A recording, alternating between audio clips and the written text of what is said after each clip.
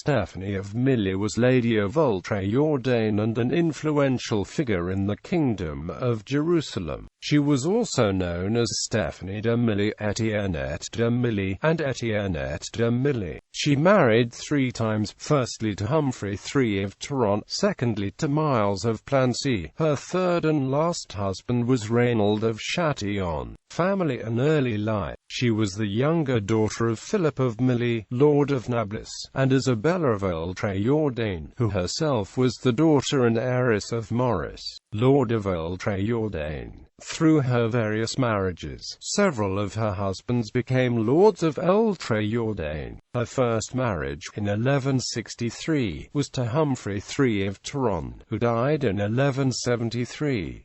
This marriage produced 2 children, a son, Humphrey, and a daughter, Isabella, who married Reuben III of Armenia. Her second husband was Miles of Plancy, Lord of Oultrejordain, who was assassinated in 1174.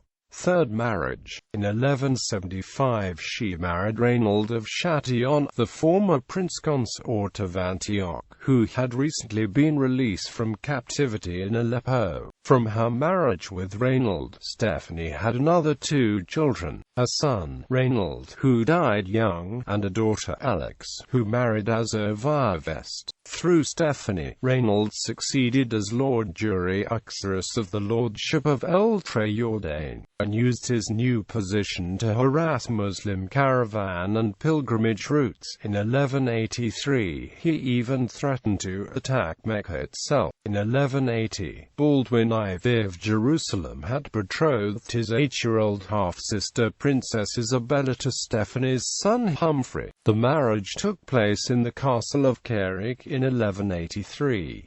The ceremonies were interrupted by the arrival of Saladin, who besieged the place in response to Raynald's threats against Mecca. According to the Chronicle of Ernul, Stephanie sent messengers to Saladin, reminding him of the friendship they shared when he had been a prisoner in Carrick many years before. This is likely a fiction or some misremembered event, as Saladin is not otherwise known to have ever been held hostage at Carrick. Saladin did not lift the siege but agreed not to target Humphrey and Isabella's wedding chamber. The siege was soon raised by King Baldwin. The old French continuation of William of Tyre claimed that Stephanie hated Isabella's mother Maria Comnena, and prevented her having any contact with her daughter. This was probably for political reasons. Baldwin had arranged the marriage to remove the little girl from the influence of her stepfather's family, the Ibolans. Capture of Humphrey. Raynald continued to harass the caravan and pilgrimage routes, leading to the invasion of the kingdom by Saladin in 1187. Raynald was killed at the ensuing Battle of Hatton, at which Humphrey IV was captured. Saladin agreed to return Humphrey to Stephanie in exchange for Carrick and Montreal. The castles refused to surrender, however, and Stephanie dutifully sent her son back to captivity under Saladin. Saladin took pity on her and released him. Her own Principality of Oultrejordain and its castles were lost to Saladin within a few years of Hatton, and, located so far from the Mediterranean coast where the remaining Crusader strongholds were located, remained in Muslim hands. As her son Humphrey had apparently died before her, Stephanie's heiress was her daughter, Isabella.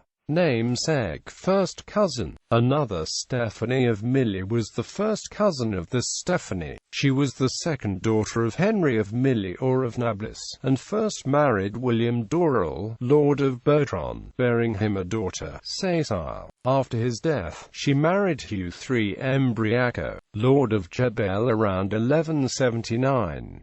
Hugh died in 1196. In 1197 the latter Stephanie accompanied an army to besiege Jebel, which had been captured by the Muslims, and bribed a guard to open up the city to them. She seems to have died soon after this. Stephanie of Milly had 1 son and 1 daughter, and she was the maternal grandmother of John Aylmin. Bibliography. Auguste Arthur, Comte de Bunot ed. R.H.C. Lewis II, Paris. R.H.C. Frankel, Raphael. Topographical notes on the territory of Acre in the Crusader period. Israel Exploration Journal. 38, 249–272. L. de Milly.She, Chronique d'un Oulé de Bernard Lettre Soria, Paris, Société de l'Histoire de France, 1871. William of Tyre, Historia Rerum in Partibus Transmarines Gestrum, translated by E. Babochan A. C. Cree, Columbia University Press, 1943. William of Tyre, Chronique Wilhelmi Tyrensis Archiepiscopi Chronicon, edition by R. B. C. Huygens. Identification of historical sources and determination of dates fixed by H. E. Mayer and G. Roche. Turnholt E. Breppel, 1986. 2 v.